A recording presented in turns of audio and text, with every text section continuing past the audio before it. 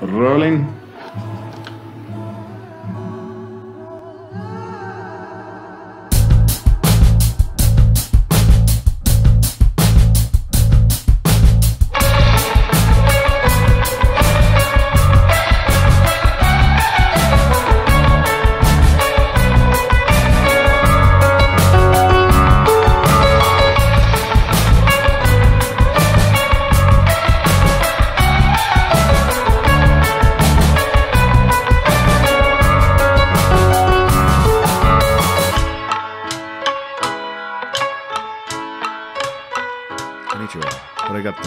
To our new fan base in Japan. It's the Catch the Sky podcast. As always, it's Sweet Tea and Saif. We are on one tonight, and we are excited to have a important and notable historical conversation happening right now, circa March 16th, 2021. In this year, Speedy Gonzales is under attack. Mr. Potato Head is under invasion, and Dr. Seuss is being censored. We're going to revisit that cancel culture conversation we did a few weeks back when our president was removed from Twitter. As always, we are on all social media fronts. Share us, like us, interact with us, have a conversation with us. T, I'm going to open up the floor to you. I don't have to say anything. Do your thing, baby. Don't forget about Pepe Le Pew. His scene was actually... Skunk? Yes. His scene was actually cut from the future Space Jam movie with LeBron James. And his scene that was cut was a fucking educational opportunity to address his past transgressions through the cultural lens of 2021. In the scene, it was revealed that he had a restraining order against him from the fucking cat that he was always harassing. Shut up. Oh. Shut up, Frank. I got time for your shit tonight. Hey, Pepe Le Pew helped young boys, and this is what we're going to get into more, but the influence of these characters on how we interact and how we socialize. Because I watch Pepe Le Pew unhindered, uncontrolled, without context. And then the question is, did I ever try to rape, assault, grab a girl in a romantic way with a French accent, kiss her arm, her hand, right? But if they get Pepe, they're going to get Urkel next, man. Urkel, you're going down, sucker. You should have left Laura alone. We're coming for you, Urkel. He's next. Write them all up. You can't have a rapist skunk, can you? Is that acceptable? Well, is he a rapist? I don't think he raped anybody, but he definitely was. Saw. Yeah, correct, that we know of. It's implied. It's the implication. But are children smart enough to understand the implication of sex?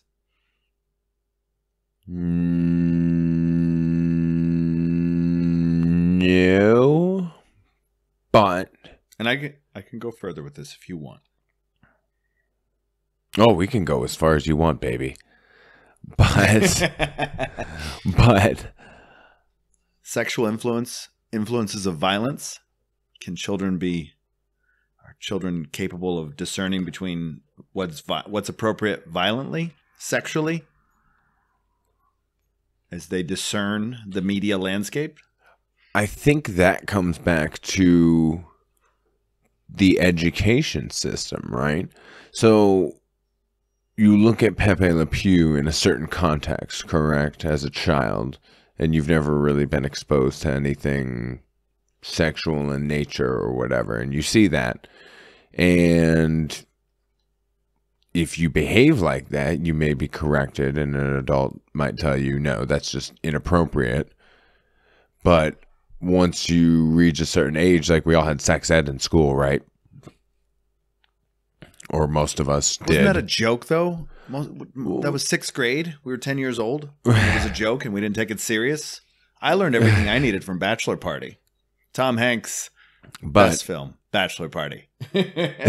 Hands down.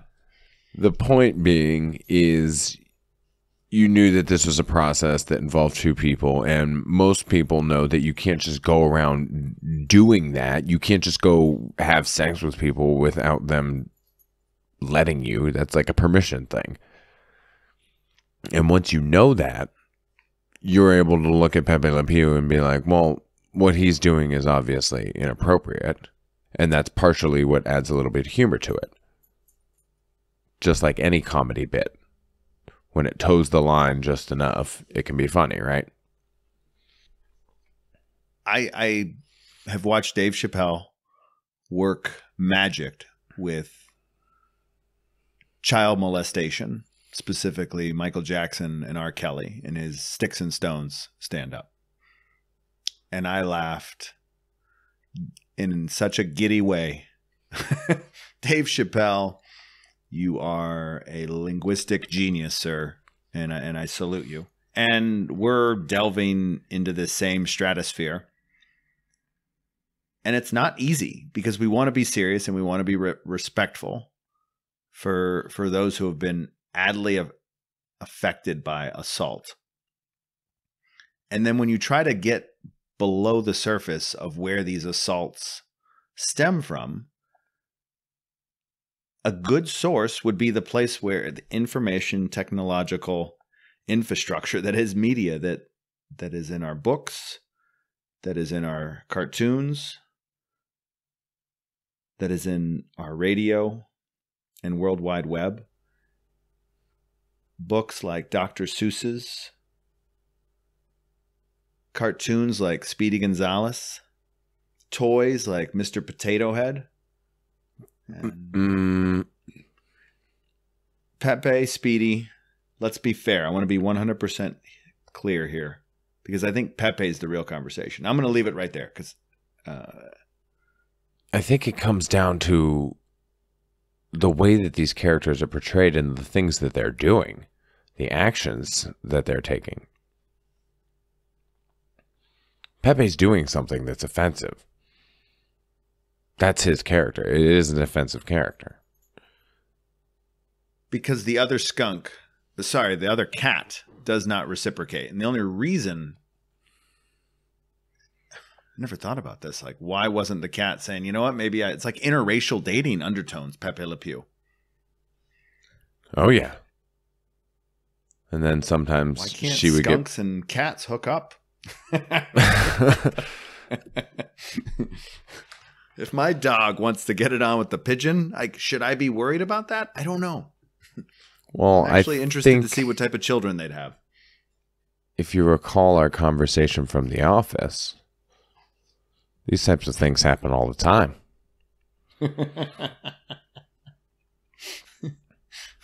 What a callback.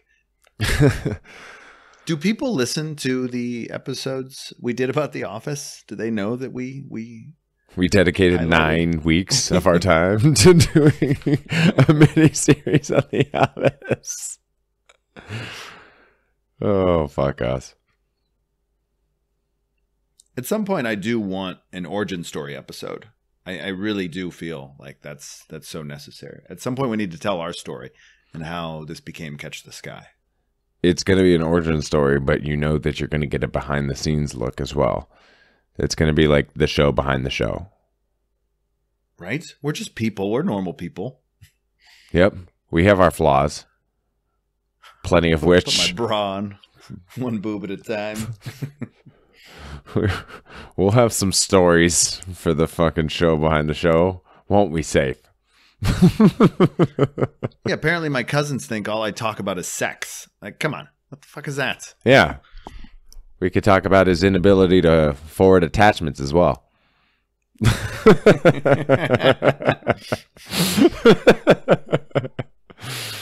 Oh my God.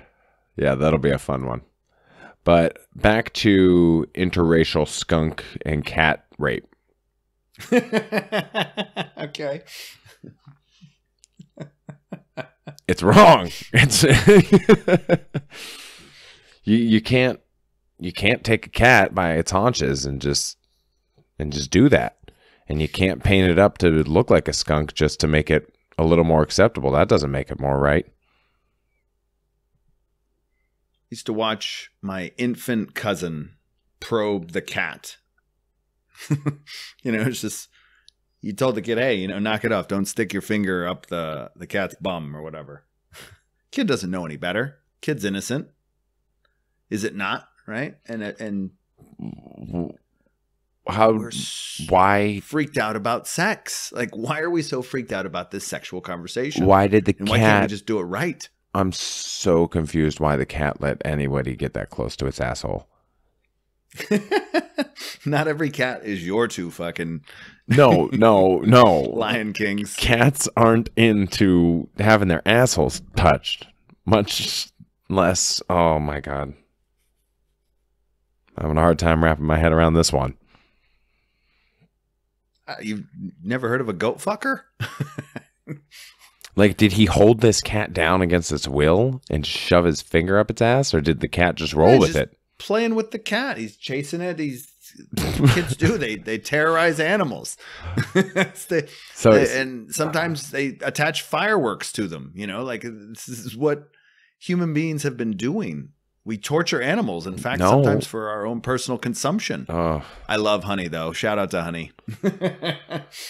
Jesus Christ. The bees, they work, that's all they do. They can't enjoy that honey. I should. Whoa. This is what it's all about, T. We've been exploiting animals for centuries. Yeah. So are people trying to promote rape culture or male patriarchy, perhaps? Talk about a callback. Through skunks? Is that what's going on here? All of these narratives in cartoons may have some truth or reality to it. They're a historical narrative for who we are. This podcast is part of that historical record, right? And so this is an artifact that will be left here to help others better understand the complexities of the 21st century. And one of them is that we're just unable to reconcile with our racial history and the atrocities we've caused, including genocide and climate change and the Looney Tunes. This hegemony over everything, dominion over everything. And there's heritage embedded within this, and that's why these racial stereotypes are so important. And it's worth noting how people have been characterized historically and who gets to control that narrative. And these things are very powerful and affect who we are. They influence the way we see the world, affecting our speech, affecting the clothing we wear, how we portray ourselves. All of these things are influenced through this process. That's why this conversation is so important, because I think it does get it to the very root of who we are. So the basic question is, do you think kids are learning that it's okay to behave this way towards women, or vice versa? Is it a right to treat the opposite sex this way without consent because they saw it in a Looney Tunes cartoon? I feel like Looney Tunes is the scapegoat here. No, I'm not. And the real reality. I'm just saying, like, any media that's similar to that is like you said, this whatever fucking word you say, hegemony.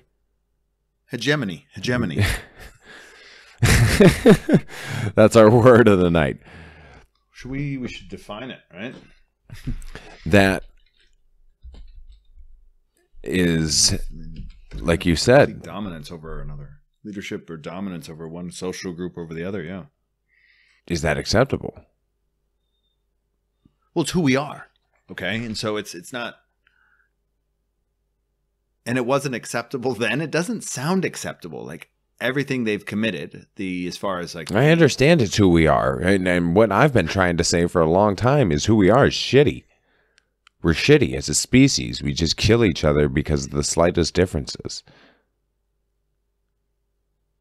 So, yeah, if this is who we are, and if it's and we're like, oh, that's shitty, it's like, well, yeah, it's about time everybody wakes up and sees how fucking shitty we've been treating each other. I've been saying this for fucking ever. This is part of the reason I try to fucking off myself, is because this whole world is so goddamn depressing. Everybody treats each other with no respect. It's just like, it's so disheartening sometimes. Seriously. Like those thoughts are what go through my head sometimes. I'm just like, holy shit. But I know what you mean. But yeah, this is who we are, and it's about time the rest of society catches up and realizes that we've been treating each other like fucking trash. Maybe they'll start fucking changing. Maybe we'll start actually doing something about it. Go on. Sorry. I don't think Pepe is entirely to blame, and it's the people who created Pepe. And yeah, he's a fictional skunk, so I don't really think we can like take him to trial over anything. There's been other caricatures of lustful stereotypes or lustful characters. Yeah, like Jessica Rabbit. She's not bad. She's just drawn that way. Speedy Gonzales is a perfect example of that, because he knows everybody's sister. Well, and yeah, his sexual prowess was actually portrayed positively. Exactly. Everything about Speedy Gonzales was portrayed positively. The Latin lover, if you will. The man's a damn hero. He saves the day. Consistently. So this is the opposite of Pepe Le Pew, in my opinion. It's like the Cisco Kid. Yeah. Like, he is supposed to be a positive representation. I mean, he's just a positive character. That's the bigger picture here. Pepe Le Pew is a negative character. He's promoting things that are negative, whereas Speedy Gonzales is promoting things that are positive. At least not in all my positive, opinion. but yeah. For the most part, yeah. For the most part. What do you think about then the oversexed nature of Speedy Gonzales as a character? Do you think isn't that the same thing as Pepe Le Pew? Yeah, I guess. Why is there so much sexual undertones in the Looney Tunes? It's written by frickin' That's the bigger perverts. fucking question here. Yeah. Why isn't the pig wearing any fucking pants? He's got a coat on, but no fucking pants? That doesn't make any sense. Socialist artists. Jesus Christ. Without Christian moral values. That's who. And it should be watching Jesus cartoons, okay? The little Pokey and Gumby, but the kid with his dog or whatever the hell that is. Clifford the big red dog? What that is. No, it was the Christian-based clay version. No, well, fuck with it, whatever that is. I did play with a guy on Xbox Live, and his gamer tag was Clifford's Big Red Dick. So I did always get a kick out of that. Davy and Goliath. Davy and Goliath, 61 to 73. Fuck them. And they were fuck them. Produced by the United Lutheran Church in America, and later by the Lutheran Church in America. So again, this is the holistic. Who gets to depict how things are portrayed and who that benefits ultimately. And I think there is an active effort to demonize others, the other. Pretty much everyone except white Anglo-Saxon Protestants is the primary argument. I do think going after the rapists might be an okay place to start, though. If we're going to have a cancel culture, maybe starting with pedophiles and rapists and things of that nature is an okay place to start. Which makes this controversy all the more peculiar because a lot of people got upset about Speedy Gonzales, even though it didn't seem like there was really a calling for Speedy Gonzales. There was an op-ed written by Charles Bull in the New York Times on March 3rd, and he mentions friends of Speedy Gonzales, and that is interpreted differently. What I really find interesting, though, and we can get to Slowpoke in a second, but he then goes into detail about Christopher Columbus, and specifically the atrocious acts that he committed against young women as old as 9 years old. And how this, now my verification has a Snopes record here that says it's partially true. There's some, it's in his journal though, and they're ultimately capturing people and selling them into slavery. That includes sexual slavery. But a lot of people want to remove the slavery component. They want to portray it like an Uncle Remus character of a guy working and whistling in the fields, having a jolly good old time. When in reality, these people were prisoners and were meant to do whatever what the dominant person insisted. So Christopher Columbus is doing this with girls as early as 9 years old, and we're talking about Speedy Gonzales. Now, as far as canceling somebody, what if we cancel Christopher Columbus? Well, then people are going to have to work the full Friday before Columbus Day.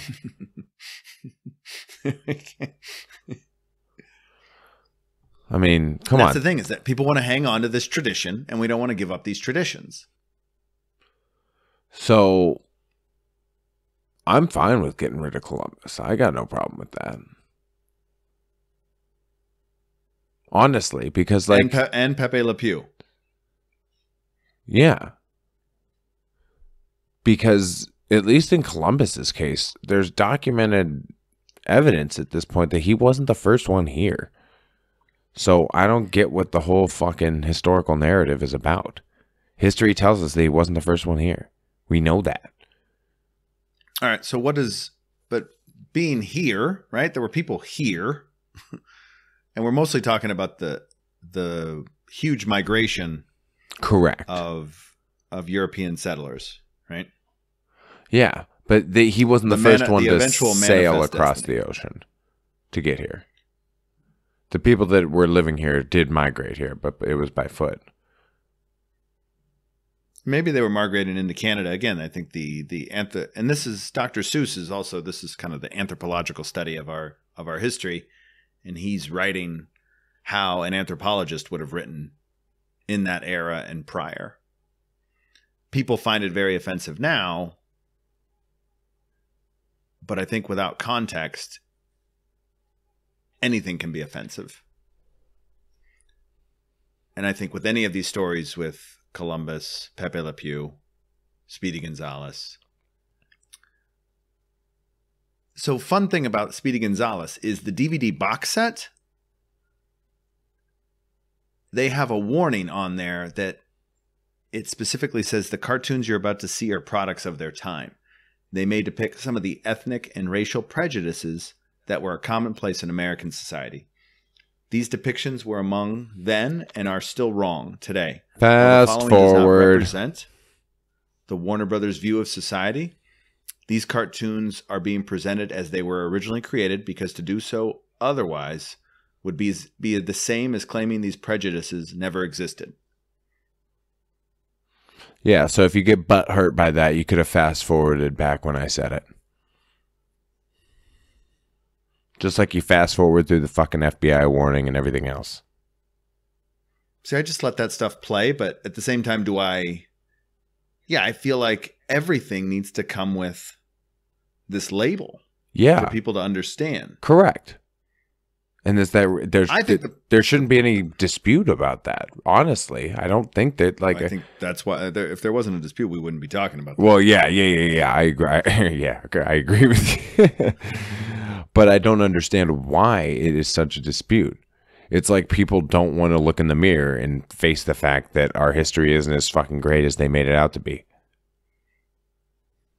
People get mad when you talk negatively about Columbus, specifically the Knights of Columbus, who were responsible for putting under God in the Pledge of Allegiance, by the way, because under God was not in the original Pledge of Allegiance. But in the narrative that they create around America, they want it to just seem this pure and virginal takeover of this savage land, right? They put on wonderful pancake breakfasts. Oh, God. They really roll out the red carpet for this stuff. But it's like when you call them on it, that's when they get upset.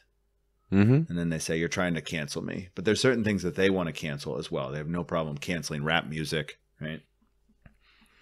And a lot of these things, nobody really called for the canceling of a lot of these. We just need the proper context, as you said. And maybe we shouldn't be celebrating some of them. Like, there shouldn't be a holiday for Columbus at this point. Because if we look at the context, it's rather negative. So we should be celebrating something else in place of that if we want to maintain the holiday aspect of it. I like the Indigenous Peoples Day. What is the holiday celebrating? Hegemony. I mean, that holiday is celebrating hegemony. That's what it is, the conquering of this land over natives. I'm sorry, the Washington football team. That's why celebrating the opposite. I saw that. He is a beast. But that's why celebrating the opposite and celebrating Indigenous people would be the right move, I think. And so I think there's been concerted efforts to change the holiday. And I don't know why people are holding on to this, especially after the 9-year-old girl part. Like, right? The hegemony is part of that too. That is what Columbus represents. It's a big General Lee statue in Charlottesburg, Virginia, is what that is. It's a reminder that I still rule over you. That's the message that these symbols, these stories, these toys, these cartoons, stereotypes, these are the things that influence thinking. Because it feels like we're still fighting out the Civil War in 2021. Can't we all just get along? Oh.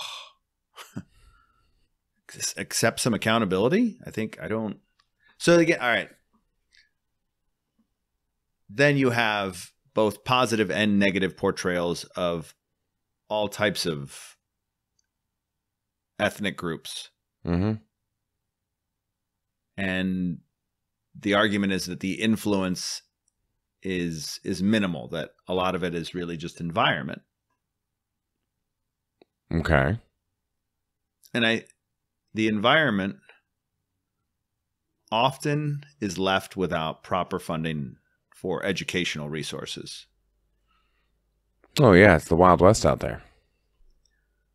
So you're asking again, you're assuming that everybody has the same set of information and can discern through all this bullshit on television. And that's why I think that this is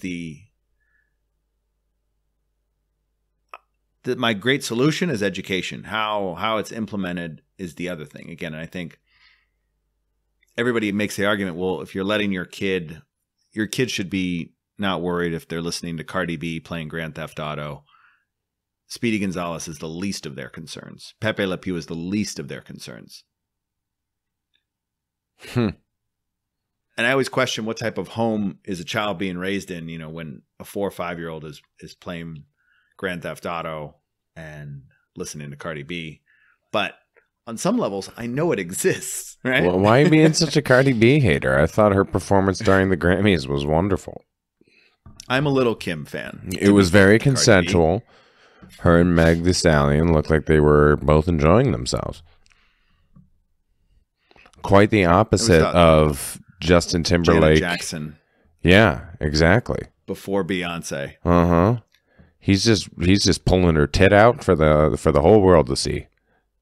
No and consent. He screwed over Britney. No consent. Wasn't that staged? but we're assuming she's complicit in that. Well, if it was staged, the implication wasn't that it was staged, right? I mean, we can be victim blamers and we could say, look at what she was wearing. But the whole point is the impression she that deserved that. He pulled her tit out. Everything that's done in a cartoon is staged. And I think there's definitely intent. I think there is. The idea is to make sure that people understand their place in the culture. I think there is a dominance factor to all this. But the other side is that we could have a culture and a society that can't talk about serious issues. Yeah, that's basically what we've been doing, in my opinion. A lot of people just stick their head in the fucking sand and keep going to church every Sunday and don't give a fuck about who's president. See, we're doing kind of the same thing. We're stereotyping church people. Yep. Categorizing them. Stereotyping them. All Christians are this, or so they're all racist. They're all homophobic.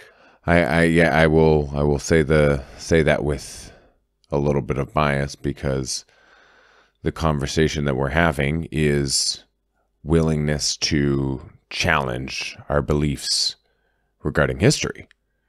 And it seems like church-going people, in my opinion, are not able to challenge their beliefs regarding their faith. So it's a very, very similar mindset in my approach. So I did not mean to offend anybody with my comment. But it's a stereotype, right? You knock on a few doors and you're like, well, if this is the result I'm going to get, then... It's a personal, but it's a little more personal stereotype, because I used to be Catholic and am not anymore. And that's just because I reflected on the beliefs and what I was being taught and challenged it and decided that, in my opinion, it was all bullshit. Jesus is just a reincarnation of the sun god that's been worshipped in many, many different forms in many, many different cultures. So before they try canceling anything else, I think we should wrap this episode up. All right, let me do this. Let me go live. Do it live. Fuck it. Go ahead.